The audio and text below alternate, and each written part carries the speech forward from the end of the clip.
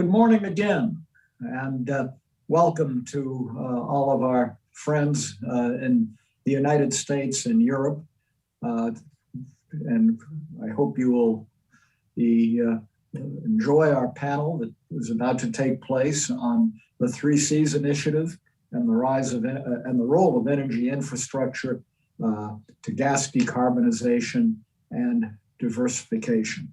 I hope you've all been enjoying so far our Central and Eastern European Energy Conference. The way this session will work, we're going to have opening remarks from Minister Michał Kurtyka, who I'll introduce in a moment, and then a panel discussion. I'll introduce the panel when that starts. So it is really a huge pleasure for me to welcome back to the Atlantic Council Michał Kurtyka, who is the Minister of Climate and the Environment in Poland. I encourage you all to read his incredibly impressive CV on the website. I won't get into that, the time to get into that right now. I will only mention that Michał is an accomplished diplomat, economist, and scientist. And what impresses me most is his expertise in the field of quantum optics, which I have no idea what that's all about, but it certainly is impressive. Minister Kurtyka, we're looking forward to your remarks on the 3 Cs initiative, where the role of gas might be in Central and Eastern Europe, and generally on the energy transition and how important that's going to be to Central and Eastern Europe, both from a climate standpoint and from an energy security standpoint. So let me turn it over to you, and we look forward to your remarks.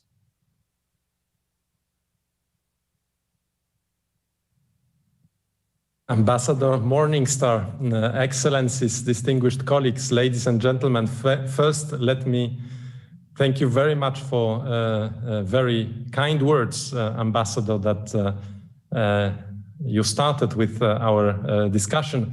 And that reminds me a time when I was studying, as you said, quantum physics. Yes, indeed, not so far from where you are right now, because I was happy, I was privileged to be at the end of my studies at National Institute for Standards and Technologies, close to Washington.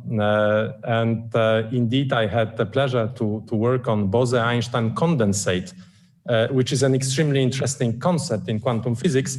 But nevertheless, please don't ask me anything more about this concept, as it was already 20 years ago, and I might not be the most professional person to be able to answer your questions. So thank you again very much for inviting me here today.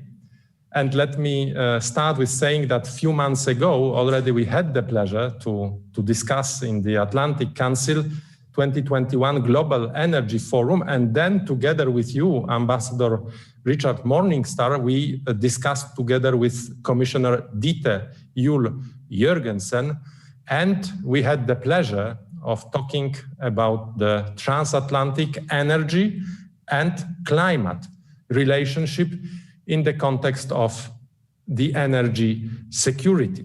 And I think that now indeed we have the perfect opportunity to continue this important discussion in the context of the Central Eastern European region. So thank you very much. And of course, you know it very well, our guiding light is the need to provide energy that is at the same time cheap, accessible to the public, but also increasingly technologically clean. And it requires constant action. At the same time, these efforts must ensure national energy security, which is a top priority for each and every country across the world, but Central and Eastern European countries especially. And in our region, we share the view that decarbonization and phase out of solid fossil fuels cannot be achieved by implementing solutions hampering EU competitiveness and abandoning technologies which we think could be developed in another manner. And the energy transition needs to be fair and inclusive, carried out at the lowest possible cost, ensuring that no one is left behind. That's the lessons of Polish history, especially of the very brutal transition of the beginning of 90s. And we say that energy poverty must be properly addressed for those that cannot afford key energy services. And we see that many EU member states accelerated the phase out from coal. New technologies and innovations kept coming to the market. Yet the pandemic showed us also our vulnerabilities. As a matter of economic and national security, we need governments and the European Commission to work hand in hand with the private sector and ensure diversity in sources of fuels from hydrocarbons to renewables. Many different technologies, but at the service of the same goal, going towards climate neutrality. And I think that in this regard, we must indeed strengthen our cooperation regarding clean technologies sector, and that is an opportunity between Europe, between Poland and Americas and United States in particular. And I would be very glad to continue the mission of converging Polish and American views on what technologies could be developed and how to tackle this challenge. And now let me move to Polish perspective. On February 2nd this year, the Council of Ministers approved Poland's energy policy until 2040. Policy responds to the challenge of ensuring the pace of decarbonization in a rational and responsible manner. And the objective of Poland's energy policy until 2030 is energy security, as I said, ensuring competitiveness of the economy, energy efficiency, reducing the environmental impact of the energy sector, but also making this transition in a very balanced, from social perspective, way. Of course, the power balance must ensure stability of energy supply and flexibility of operation of the power system, as well as the fulfillment of international obligations and respond to challenges in the energy market and global trends. At the same time, only an efficient and sufficiently developed infrastructure will ensure security of energy supply. And in this context, our energy policy aims at a very ambitious target. Poland will have almost new power system by 2040, largely based on zero-emission sources. And this will require us to invest heavily in both generation and grid infrastructure. Renewable sources will play an increasingly important role. They will amount to no less than 1 in every 3 kilowatt-hour of produced and consumed electricity in 2030, and in 2040, this share will be even higher. And we foresee these developments in the fields of photovoltaics and offshore wind farms in particular.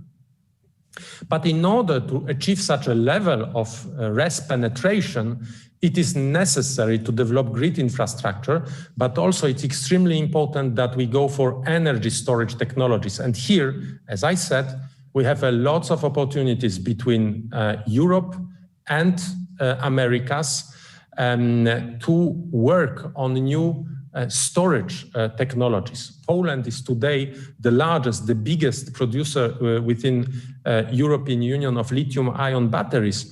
And we are, I don't know right now, 4th or 5th in the world in this regard. But we think that lithium-ion batteries will develop very much in the coming 10 years. It starts to be some kind of a market standard, but we need to look beyond. And this, again, is an excellent opportunity for transatlantic cooperation. But when I'm speaking of RES penetration, I think also of the use of gas units as regulating capacities. So along with renewables, we need to invest in stable gas provision and in making sure that gas infrastructure covers enough of the territory and is robust enough in order to secure, to balance increasing share of renewables. And as I said, we are moving extremely fast right now in terms of development of renewables. So we consistently implement actions aimed at diversification of supplies and the suppliers, most importantly, the suppliers of natural gas. And we see it also in the perspective not only of Poland, but also of Central and Eastern Europe. So we developed a lot of contracts through our LNG Świnoujście terminal together with American firms, and we are happy to build our energy security around this diversification of sources. But there is a lot more to be done in order that LNG terminal in Świnoujście serves the region. We need to develop infrastructure within Central Europe. And it is absolutely a priority for me, the completion of the North-South gas corridor. And in Poland, it involves also the construction of another extremely important diversification project, which is Baltic Pipe gas pipeline connecting Poland with the Norwegian continental shelf and increasing, of course, the regasification capacities of LNG terminal in Świnoujście. Moreover, after analyzing the future potential of gas sector, we have decided also to go for a second LNG terminal in terms of floating terminal in the Gdańsk Bay. And we would like it to be operational approximately within next 5-6 years. And all these activities are designed to make Central and Eastern European countries less dependent of supplies from East, thus allowing for undertaking sovereign, free from political commitments and fully independent actions in the area of natural gas supply. And let me now move forward. We said that the combination of renewables together with gas is one pillar of the future of energy. But the second, extremely important from our perspective, is nuclear energy. And we believe that it's not only an extremely important element for Poland, but as we could have seen it in the International Energy Agency report, nuclear energy plays a key role, a fundamental role in allowing the world to reach climate neutrality by 2050.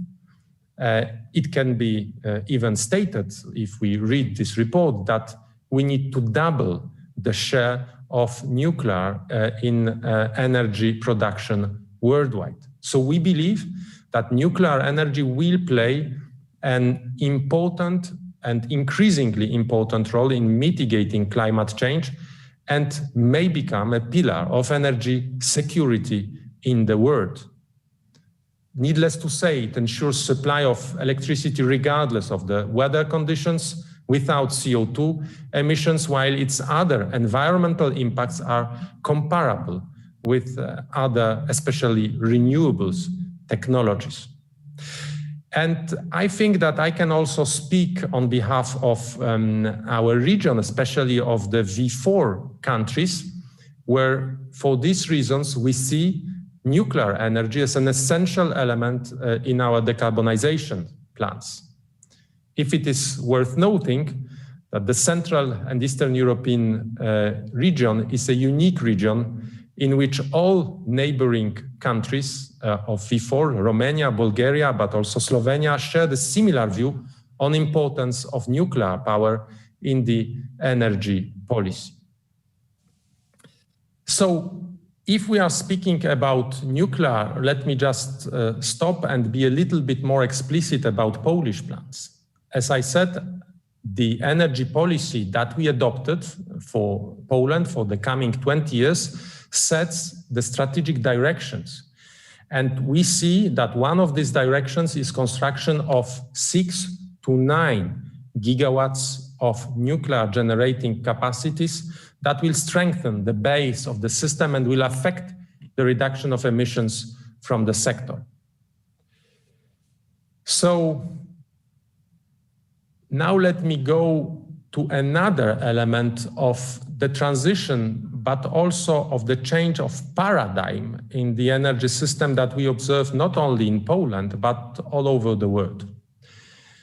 We support the development of renewable energy sources, but not only large-scale units, but also at the local level, especially in terms of prosumers, clusters, energy-balanced areas, increasing society's participations in the transition and allowing it to take advantage as much as possible from the generated benefits. And we see it works in Poland in terms of numbers. Please let me quote just one such a number. In December 2015, just a month before I became deputy minister in the newly created Ministry of Energy in Poland, we had 4,000 prosumers in Poland. Last March, we celebrated 500,000 prosumers in Poland. So 100 times more. And it is interesting to note that this is right now an exponential change. Majority, the half of this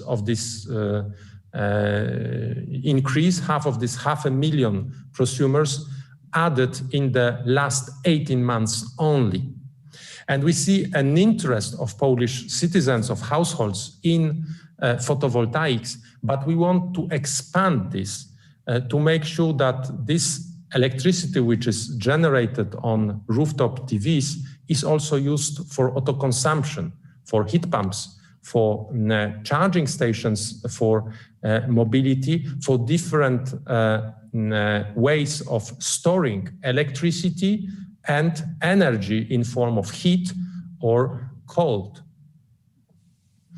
So we see that this change of paradigm is happening, and it's also raising the awareness of our citizens on the benefits of moving to climate neutrality. This change of paradigm from top down to bottom up systems, from unilateral, unidirectional energy systems to bi-directional, to many actors coordinated through complex IT systems. Moreover, changing climate affects not only the global security of countries, but also local security, which mainly concerns cities and urban areas. The energy infrastructure that every city and town depends on will need to be continually adapted and upgraded if it is to meet the ever-increasing demands for energy services. And in terms of Poland, and let me quote yet again our energy policy, we go very much for electromobility, and especially we go very much for public transport. Poland is strong with public transportation sector, especially within cities. 11,000 buses are every day circulating in our cities, and we want to make them zero emission. Already more than 450 zero emission buses, whether it's battery or hydrogen, are working in Poland, and more than double of this number is in the pipeline. So we will be having 1,000 zero-emission buses, but we want to go even farther. And for 44 cities of more than 100,000 inhabitants, we said in our energy policy that starting from 2025, they will only be allowed to buy new zero-emission buses. And I think that all these perspectives provide an opportunity for local governments and leaders to encourage increased deployment of renewable energy systems and gain the multi-benefits of increasing energy security, climate change mitigation, and sustainable development.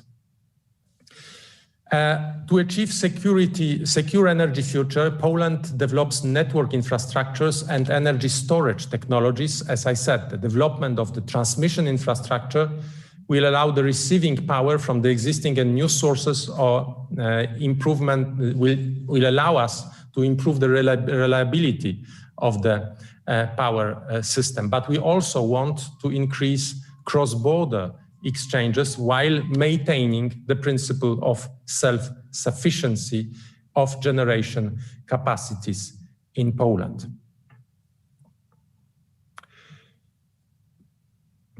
We believe also that we need to make sure that this infrastructure will be increasingly resilient to emergency situations. And such an emergency situation occurred in the Polish system in the last months. And we think that we need very much to develop cyber security. And that's yet another area of cooperation between Poland and US.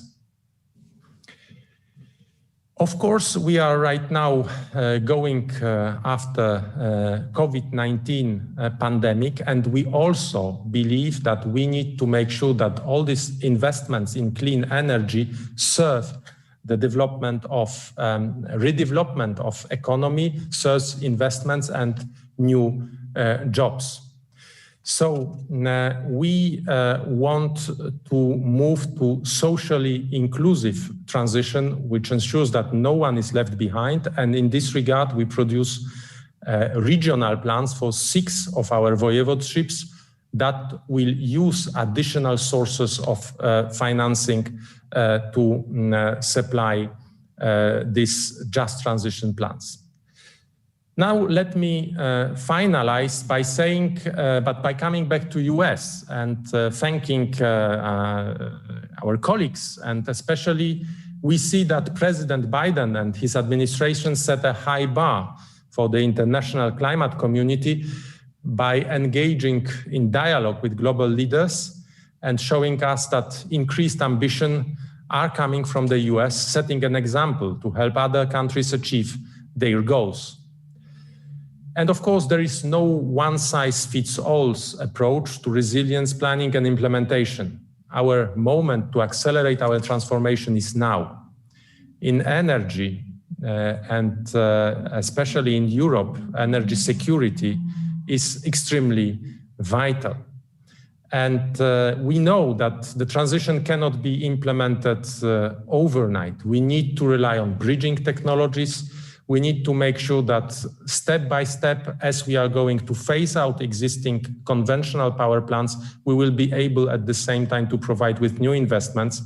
And our new energy system will contribute to a greener, more prosperous, we believe, but also more secure European and global future. Thank you very much, Ambassador Morningstar, and let us continue this discussion. Thank you very much, Minister Kurtyka, Michał, for such a, just an outstanding review of the overall situation in Central and Eastern Europe. I should mention, you mentioned nuclear, which I think will be very important, and I want to make sure the audience knows that the next panel that we have after this panel will be on nuclear. And I think it's especially important, all that you said about the energy transition, because I think sometimes when one thinks of Central and Eastern Europe, one doesn't think about the energy transition, but thinks only about dependence on Russian gas and energy security from that standpoint, which is important, obviously, but it all relates. And but it goes much beyond that. And also, just very briefly, again, Poland has played such a significant role on the 3 Cs initiative, which is really important. And again, thanking Poland for co-sponsoring this conference. Let me move to the panel. We have 4 members of the panel. They include Dora Zambori, Ambassador at Large for Energy and Climate for the Republic of Hungary. I think many of us remember Dora in her extended years in the United States, most recently as DCM of the Hungarian Embassy in Sharjah. We're looking forward to hearing from her. Matthew Boyce, Deputy Assistant Secretary in the Bureau of European and Eurasian Affairs at the Department of State Department.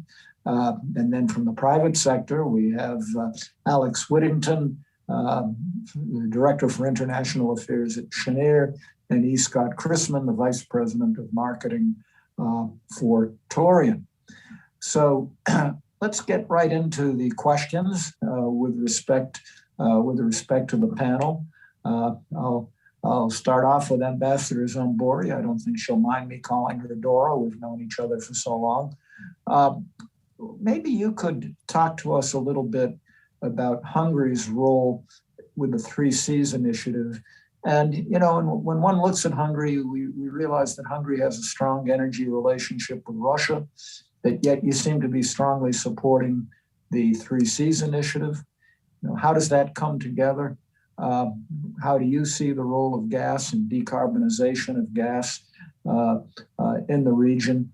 And if you could briefly talk about that and Hungary's role in regional energy security. Thank you, Ambassador Morningstar. Thank you for the kind introduction. I very much appreciate the opportunity to being on this panel among friends from my Washington, D.C. years. I'm honored to be in this panel. And first of all, thank you. I would like to thank Atlantic Council and the Visegrad for presidency for putting together this event. Let me start by responding to your question on the role of natural gas on decarbonization. Because when it comes to Hungary, and certainly not only to Hungary, but the wider region, and including Visegrad 4, we count on natural gas as a lower emitting energy option in short and midterm, bridging the energy transition period. We think that gas can play a key role in decarbonizing our region for 3 reasons. First, both LNG and pipe gas could offer some countries a more climate-friendly option than coal. Coal phase-out is a sensitive issue in Central and Eastern Europe, where in some countries, the majority of electricity is still coming from coal. Increasing level of electrification in the region cannot be sustained without an increase in natural gas consumption. Second, gas plays a crucial role in the industrial energy use, where gas is very difficult to substitute. In the electricity sector, modern gas turbines are one of the major sources of the power system flexibility that the integration of rapidly growing wind and solar production requires. And here I very much agree with Minister Kurtyka. The third reason is that there is an interesting interest in decarbonizing gas by hydrogen and the application of carbon capture, utilization, and storage. These solutions seem promising, but they require innovation, investment, and more importantly, time. Everyone speaks about hydrogen as a silver bullet. Nevertheless, there are still important pending questions. Will there be a dedicated hydrogen infrastructure, or can the current gas infrastructure accommodate hydrogen? If the later argument succeeds, our region will definitely need a well-developed gas infrastructure. To sum it up, our region needs gas, and we need the support of regional cooperation, such as 3 Cs initiative. Hungary is very much committed to the 3 Cs initiative. We joined the fund, and As an ambassador at large for energy and climate, I have a day-to-day or a week-to-week conversation with the Amber Infrastructure Group, how to finance more critical infrastructure projects that are still needed in our region. You mentioned our relation with Russia and with the Three Seas Initiative cooperation. I believe it's not an excluding having Russian pipe gas and having alternative options. Hungary in the past decades has been working on diversification, both in terms of sources and supply. And finally, this year with the commercial operation of the Kirk LNG terminal, we achieved, landlocked country achieved reality, because finally we have access to LNG and to the global gas markets. I believe it's a tremendous achievement, and we have the first long-term contract with a non-Russian entity, with a company Shell, for the upcoming 7 years. And finally, we will be able to cover 10% of our gas needs from this contract. But at the same time, I also think that since all of these countries are still counting on gas in the upcoming future, we need reliable supply. And this is where Russia comes into the picture, because Russia has been a reliable supplier in the past decades. And honestly, right now, when you just, you're in Hungary and you see the options, yes, we do have the LNG, but it can only cover 10% of our needs. And I believe there is a lost opportunity with the Neptune D project, which hasn't been recovered yet. So to sum it up, I think we need the support of regional cooperation, including the Three Seas, and also we could use the platform of PTEC to discuss how we can really leap forward towards energy transition and to foster innovation and mobilize financing.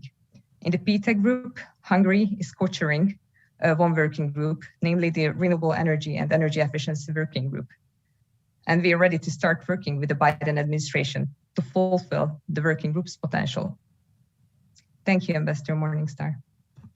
Thank you, Ambassador Zambori, for those remarks, and we'll be coming back to you. Let me just also say to the audience that if you have questions, to put it into either the Q&A or chat function on the that you'll see on the screen. I'd like to turn right now to, and certainly and that relates to Ambassador Zambori's comments, to Deputy Assistant Secretary Matthew Boyce, Matt, from the Bureau of European and Eurasian Affairs at the State Department. And Matt, there's been a decreasing emphasis on natural gas infrastructure in the EU, diminishing support for it. So maybe you could comment on the possibility of public-private partnerships in supporting infrastructure in the region. And also, there are initiatives going on, as obviously the Three Seas Initiative, which the panel is about. Dora mentioned PTEC, which is a DOE program, and if you have any information on whether that will continue, and what's happening also with the US-EU Energy Council. All of those are areas of potential cooperation. So maybe you could give us your views as to what kind of cooperation can come from the U.S. government, how these initiatives are going to work, and how we can move forward. I might also mention the pledge by the development. They might not call it a pledge, I guess, by the Development Finance Corporation for funding of the Three Seas Investment Fund, and hopefully that will be approved soon. Yeah. Well, thank you very much for the invitation, for thinking of us, and hi, Dory. There is a role for public-private partnerships through this Three Seas Initiative in this important area, energy diversification and decarbonization. It's got a lot of potential, and it's in terms of it'll help significantly, I think, with energy security and with better environmental policies. We're really pleased, as Dory mentioned, that the LNG terminal at Kirk has been now completed, and that this is now operational, and that the first shipments from Cove Point, Maryland, were consummated, and that this is now operational, and it's having an effect on the energy balance in Hungary, in particular. It's something that we of course also ship LNG to Poland and to Lithuania. We promote the development of other sources of energy as well. Renewables, clean tech, and nuclear power. I should mention that the first energy project announced under the 3 Cs is in fact a renewables project. This administration is looking more in the green energy sector than the previous administration was, which was focused a bit more on gas. We're actually sort of, the NSC is kind of reviewing its approach towards gas projects anyway. So we're not. I probably don't want to go too far there because that review is still ongoing. But we're looking. We're actually. This is and of course this is where we got the authorities in the first place, the energy area, from the Congress, which even enabled the DFC to enter into the 3 Cs project, initiative in the first place, the European Energy Security and Diversification Act of 2019. So we're in here. Energy is probably the strongest pillar of the 3 Cs. It's the one that we have the greatest authorities to operate in, and so we're sort of that's kind of where there have been investments also in the transport sector and as well as the digital sector, but our authorities right now are more in the energy sphere. Otherwise, I mean, I was glad that Minister Kurtyka also mentioned energy, nuclear, because I mean, I know this is a natural gas panel, but the title of your conference was the role of energy infrastructure in decarbonization and in diversification. And that's actually, in as much as I think this administration is going to be looking more at the renewables area than the previous one. And we'll be focusing on that. I think that it's really important to mention the potential that nuclear plays in this new, in Central Europe, in achieving decarbonization and diversification. That is this is a big story. Minister Kurtyka mentioned, of course, the Poland projects. That is a very big development here, and we've been working with Poland to try to cooperate as much as we possibly can with them on this. And that looks promising. Of course, we have other Soviet era nuclear power plants that are reaching the end of their life in the current circumstances. But in the Czech Republic, we've got something a very interesting project underway in Romania. We've got some interesting developments in Bulgaria, and of course, there's the long-term Slovenia case. So, I mean, this is actually. I mean, I don't want to I should probably be talking about gas. But in as much as this administration is so focused on the renewables part, I can't really develop the LNG dimension quite as much as I would have been able to do, prior to January 20th. I'm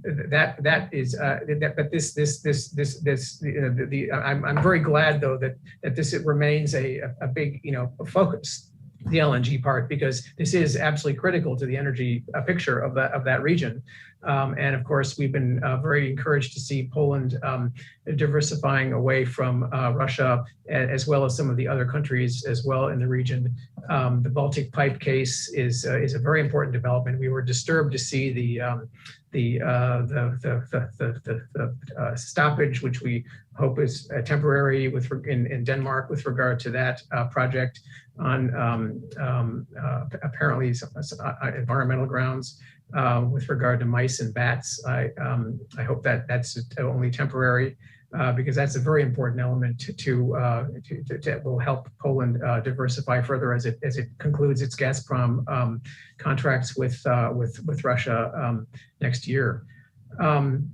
But the nuclear story really is quite significant, and that achieves very much the diversification away from Russia. We've been seeing ever more examples of through Russian behavior of how it's not a reliable partner long term, and of course these relationships are, some people liken them to 100-year marriages, and even if they're only 80-year marriages or whatever, they are a long relationship. And I think many of the countries, as they watch developments in Putin's Russia, are looking at ways to exit that relationship and cooperate with Western partners. We would, of course, love to be one of those, but in any case, so perhaps I should just end there for now. Again, thank you for the invitation, and happy to continue the conversation later. Over. Thank you, Matt. Let me just follow up with a couple of questions for your brief response. The Biden administration has generally shown very strong support for Central and Eastern Europe for the 3 Cs initiative. Can you maybe comment on that since January 20th, as well as what I'm a little bit unclear of, and maybe you don't have the information, what DOE's plans are with respect to PTEC at this point. Yeah. Whatever comments you might have on that. And the other thing, maybe you could clarify. There is some concern periodically raised that LNG exports from the United States could be threatened with the new administration. Have you seen, I don't agree with that at all, but have you seen any indication whatsoever that LNG exports might be restricted? So on the PTEC, I forgot to mention the PTEC. So as you mentioned, that is a DOE initiative, and I've been I've been engaged in a discussion with them because we're getting demand signals from the region partners that wish to continue that, and we of course from our standpoint endorse it very much as well. DOE it's told me that they wish to continue it. It will be probably tweaked a bit because of slightly different approaches towards the energy field in general, but those are likely to, I'm told from DOE that they're likely to continue. So I think they're working out exactly how that would be done, but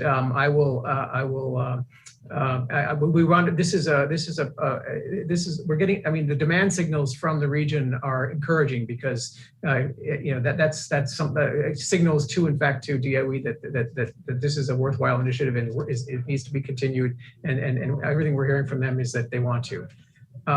Otherwise, the administration has been very clear from the secretary on down that the support for 3 Cs will continue. Strong support continues under this administration, and so we're just and the secretary has been on record on any number of occasions now on this subject. So we're no different from where we were then. Prior to January 20th, which is encouraging because this has its roots during the Obama administration anyway. It's nonpartisan. This is just an initiative that makes sense. We love what we're hearing from the region, from the member states themselves in terms of their own buy-in to the initiative. It's really heartening to see how some of the enthusiasm we're getting from the member states. Now, of course, we're planning the Sofia summit, or we're engaged in a conversation with the hosts and others. So that's actually very. We'll look forward to this taking this to the next stage after in Sofia in July. The DFC is engaged in some very intense negotiations with the Amber Fund with regard to our commitment, and so I'm optimistic that will be resolved. The details, as you know, these are substantial sums of money, and we have to be clear about exactly how they're being used, et cetera. But in any case, that I think I'm optimistic that will bear fruit as well. So. Did I get everything? No, one last thing that I had mentioned, and I don't want to put words in your mouth, but I assume that there is no indication whatsoever that LNG exports will be affected. Of course, the LNG. I'm not perhaps not the best person to ask because my colleagues in the Energy Bureau follow this much more closely, but I haven't heard anybody complain about it, or what I haven't seen any evidence thereof. So I'm just assuming that this is an important piece of the energy picture, and that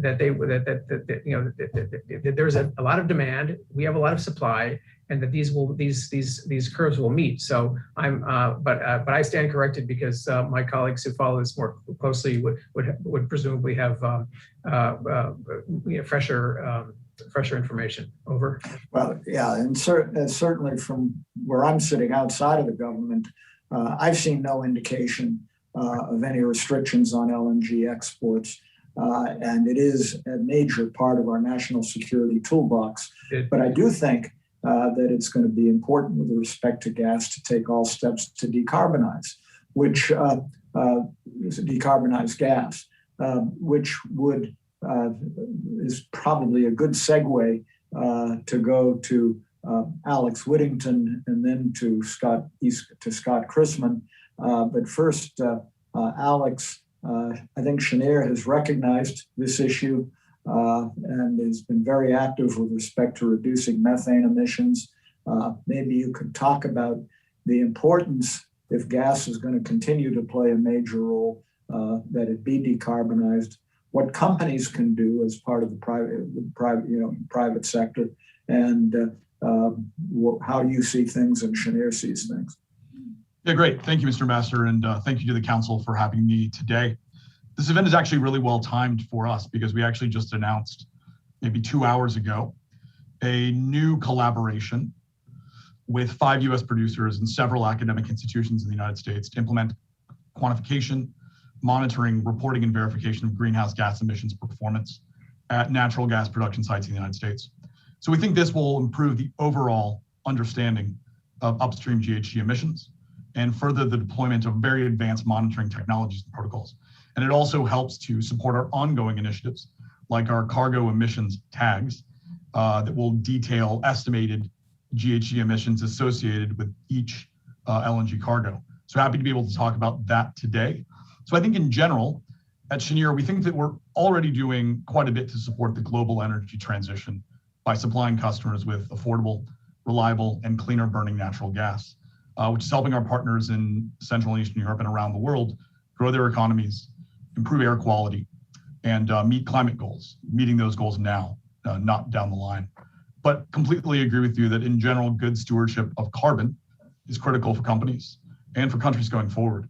We still think that natural gas has a positive role to play in the energy transition, both in Europe and around the world. And Dora mentioned it previously, but we kind of see three main areas. One is displacing less clean burning fuels, such as coal and oil. And that helps to improve air quality now, helps nations start to meet their climate goals now, not years down the line. The second thing I would mention is it also helps to enable renewables, as the minister mentioned, as a complementary fuel to renewables, to help meet demand growth in growing economies, but also ensuring the reliability of energy systems. And third, we really see it as a platform for the development of future low carbon fuels, whether it's hydrogen, whether it's biogases, whether it's natural gas with CCS. And this can really help provide solutions for hard to electrify sectors, like heavy industry, like buildings, and like transport. So I think there's a lot that we have done and a lot that we can continue to do.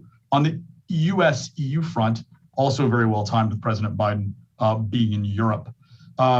We really think that both governments on both sides of the Atlantic have an opportunity to really clarify regulatory signals to catalyze corporate action in the United States and Europe and align future methane regulations to establish regulatory equivalence in the oil and gas trade kind of across the Atlantic.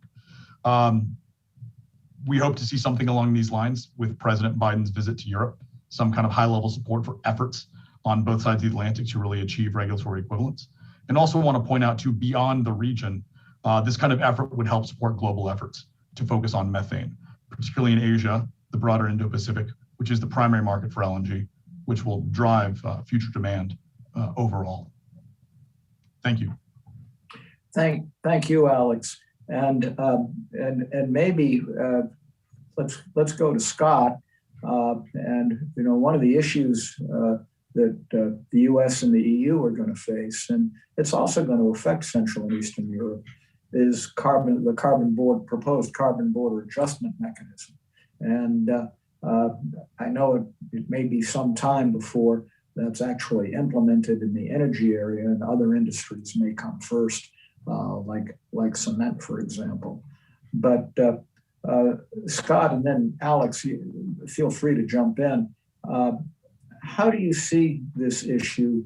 And is this something that the US and the EU should be talking now about, and how to design a mechanism that could be fair and transparent and would basically have objective data with respect to various sources of gas, whether from the US or from Russia or from Qatar or wherever else? Thank you, Ambassador. Appreciate your efforts here and as well the introduction. And I think the Atlantic Council for this opportunity to speak. I think it's an extremely important, one of the concepts is the fairness of competitiveness. And that would be with respect to any energy sources, whether it be coal, oil, gas, nuclear, that there's a fair balance between competition of those fuels, whether they be from an import source into Central and Eastern Europe or domestically produced within the greater region, both in Russia or Eastern Europe or Western Europe. Fuel choices between these systems are paramount to create energy security and liquidity for the consumers in these countries. The EU has been taking steps both from a capital expenditure perspective to create interconnectivity, including east-west pipeline corridors and north-south pipeline corridors, which is a first step towards the integration of energy security. The second component of that has also been the deregulation and the unbundling through the regulatory methods that have been ongoing now and continue to develop. And I think the first things that we're now seeing is gas on gas competition. We're seeing gas against oil competition and gas on coal. Having a fair system of carbon trading, whether that be a carbon border adjustment mechanism or an emission trading system or a carbon tax, all of which have the same objective generally in mind, but applied differently, to have fair competition across all sources of fuel are paramount to these sort of systems. As Tellurian, we're a big supporter of any sort of system like that, whether it be the carbon border adjustment mechanism, emissions trading, or the carbon tax. We are supportive of that even in the United States for the development of these activities. With respect to the opportunity to come to Europe, in the last month, we've made significant headway to develop and sell LNG into the global marketplace on a new structure of a contract that we've developed at Tellurian. We've offered and now are selling LNG on the market index. So in the past, natural gas in the form of LNG traditionally was sold on an oil index, which has a global price economics. Or in the past, it's been sold on a Henry Hub plus cost index, which largely plays on the economics out of the United States. Our offering recently, in which we've had contract success, is to sell on the European index. So the supply and demand of actual gas in Europe drives the economics for which we supply the gas. So that's the next step in the deregulation and increased competition and increased security of supply for Europe, is to build upon the systems that you've already been doing. whether that be the capital expenditures for pipelines, the regulatory changes necessary to implement those, and then now gas being purchased and sold both domestically and on an imported basis on your local market index. In terms of carbon border adjustment mechanisms, I think that will be supportive of gas in general. As most of us know, I think in this event, emissions from natural gas are about 50% of those from coal, and a significant reduction in other emissions from NOx and SOx type emissions. I think that will be supportive of an increased demand and availability of supply. Natural gas itself can have an immediate impact on reduction in emissions and improved air quality. It's available at scale and is readily available on a competitively priced basis. It's a fantastic choice for a transition to the future, but we want to be able to address our emissions today. And I think natural gas is that fuel of choice and is very complementary to as a both European and US side of the Atlantic develop further electrification, renewables integration, battery technology, that these will be very complementary for quite some time. That's great. Thanks very much. Thanks very much, Scott. And do you want to add anything to that, Alex? Yeah, I just add on the issue of data equivalency. You know, we have to remember that the United States leads the world in the scientific understanding, transparent regulatory reporting, technological innovation, and mitigation of methane emissions from the oil and gas sector. So while we fully realize that every country and government is going to establish their own common but differentiated response to limiting methane emissions, it's critical that in some way they be aligned towards a common understanding of both the data and then also the regulatory equivalence that we talked about.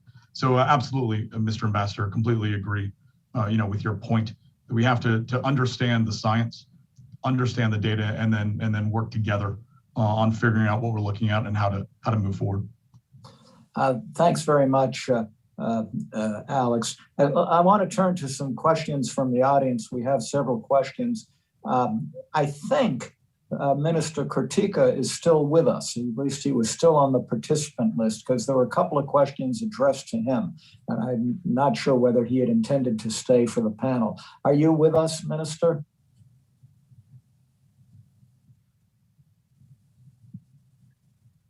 Maybe not. Yeah. Let me just check to see if he's on mute or what. Yeah, he's on mute, but maybe he's not actually still there.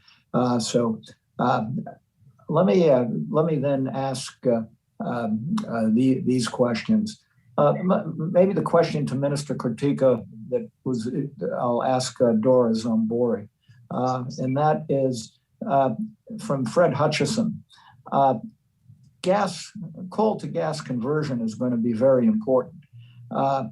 Do we have to, he asks whether we need to wait for the new technologies to take place to make this conversion, or can gas now play a major role with respect to that conversion? So let me ask you that question, Dora, and then if anybody else wants to also jump in. Thank you for the question. I believe gas can already play a role in this transition. If you take the example of Hungary, we have one coal-fired plant, the Matra, which is supposed to finish its operation in 2025. So actually the plans are to replace it, the coal power plant, with a gas-fired power plant.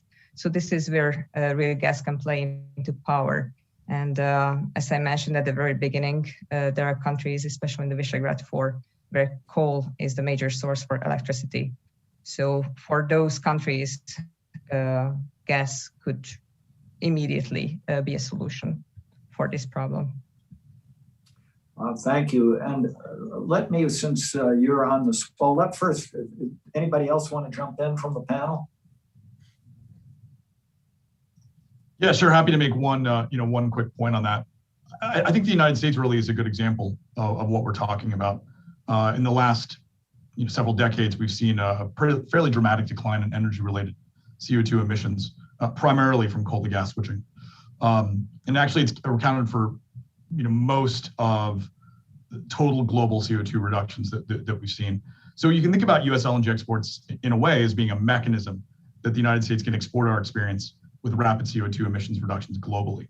And that helps our customers replicate the emissions reductions that we've seen in the United States from coal to gas switching, which I think is a critical kind of corollary to what Dora was mentioning.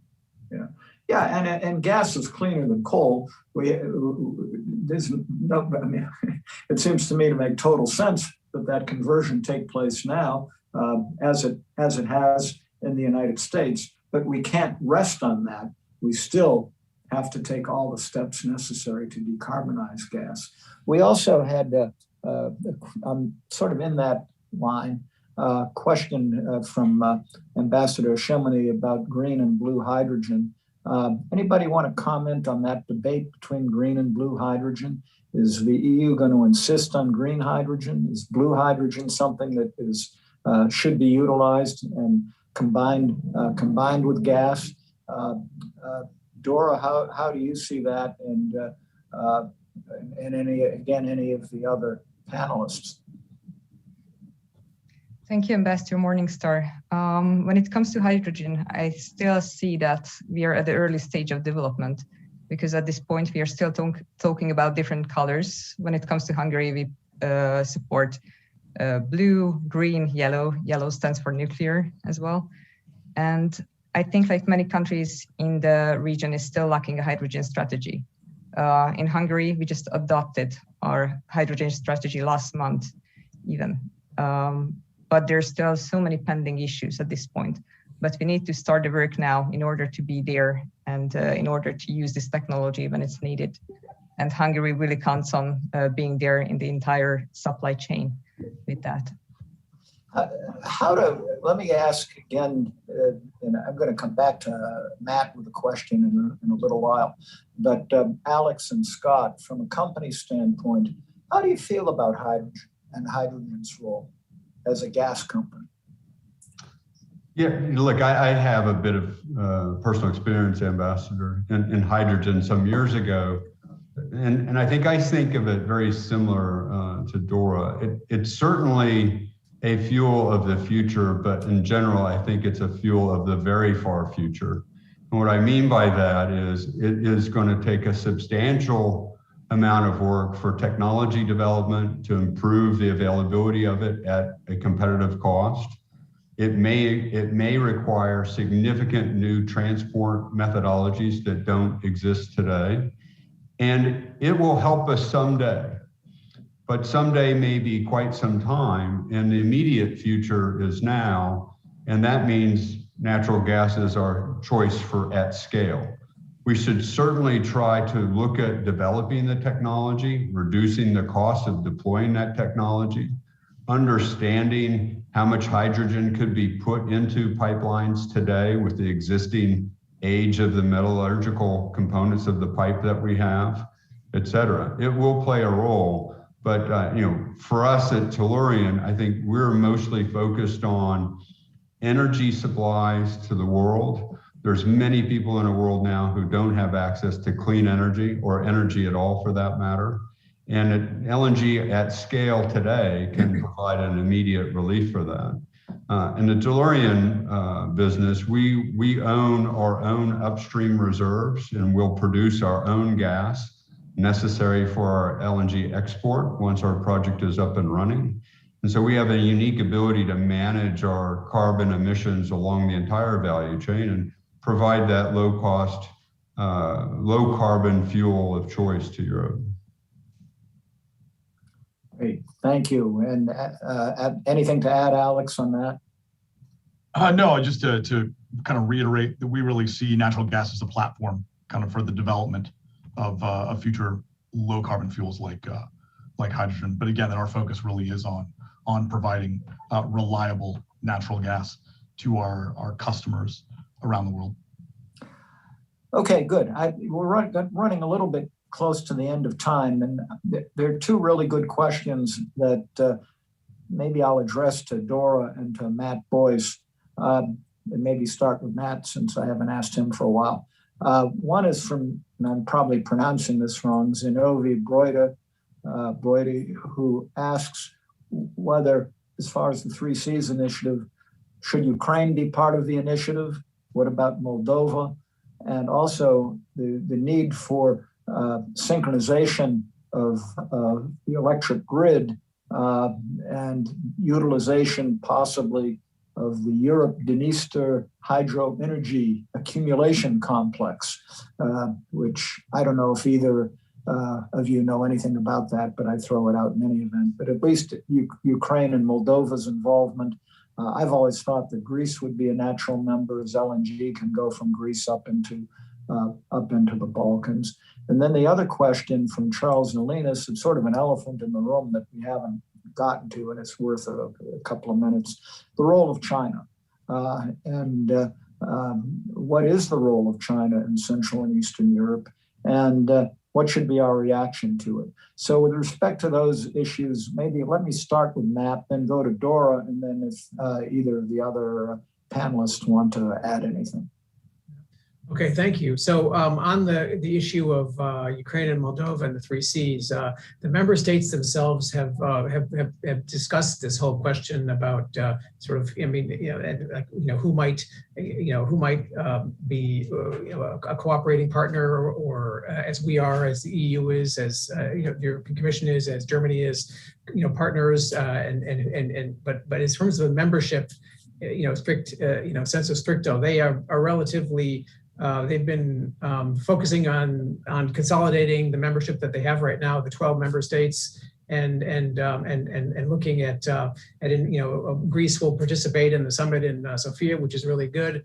As you say, that's a natural partner, EU member state. Geographically, it makes a lot of sense. With regard to Moldova and Ukraine, they are the 3 Cs member states have talked about cooperating with them, but it hasn't reached the point where they're talking about anything more concrete. I mean, because partnership is one way of doing it.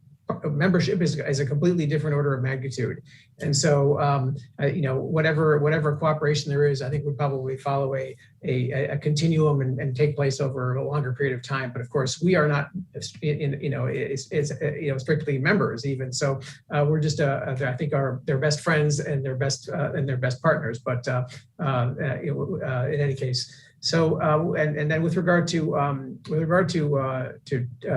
so therefore they would actually have to speak on this themselves rather than have us opine on their behalf. So Dory would probably be a better person even to chime in on that respect. And with regard to China, that's a really big question. I mean, that's worthy of another complete seminar on this our conference, because we've been looking at this very, very carefully and in enormous detail because of through this 16+1 initiative. It used to be 17, of course. Well, once it was 16, then it was 17. Now with the Lithuanians out, it's back to 16 again. We've been looking at this very carefully because this is one of the channels for Chinese malign influence through infrastructure projects, through opaque deals, through non-transparent contracts, where through economic terms that are disadvantageous to the countries involved, for all sorts of different reasons. And so we've been very skeptical about this, and what we're seeing is more and more countries are being more and more skeptical about this as well, in terms of what they see the actual benefits for them in concrete terms are. So I think that as we see how China is behaving in its own country, and with the countries with which it's partnering, in Africa or in Asia, et cetera, and how even in Europe, and I think these are lessons for us, and are very important evidence about with whom do you want to partner really closely in the future. Everyone will have partnerships, relationships with China, of course, by definition. But whom do you want your closest partners to be? And that's where the more and more countries are asking more and more questions. Over. Thank you, Matt. That's all very helpful. Dora, your comments on that. We have exactly 1 or 2 minutes left. So if you have any brief comments or any final comments. Thank you. So let me address the questions. I believe there are 3 questions. One regarding electricity grid synchronization. My response is, as long as it doesn't affect negatively our region, then like all these countries are welcome with synchronization. The second was about if Ukraine and Moldova should join the 3 Seas initiative. Actually, I see a ground of cooperation, especially with Ukraine when it comes to Kirk LNG terminal. They have expressed their interest to have access to the Kirk LNG terminal. And right now, discussions are ongoing about firm capacity, like with Hungary. So there is a ground for potential cooperation there. And the third one, the role of China. And let me just address this question purely from the energy and climate perspective. When we see China, we see that they're really big on solar power. And we also see that China has most of our critical minerals in the world. And these minerals are necessary to have like all these new modern technologies. Use them in your iPhone, in the renewable energy technology. So I think we have to ask the question, do we want to have cooperation or competition with China on this? And I believe cooperation has always led to the better solution, especially if we have one goal to achieve climate neutrality by 2050. Thank you very much, Dora. I wish we had more time, but we are literally 1 or 2 minutes over, and the next panel on nuclear cooperation will be ready to start. But I did want to thank all of you for your comments.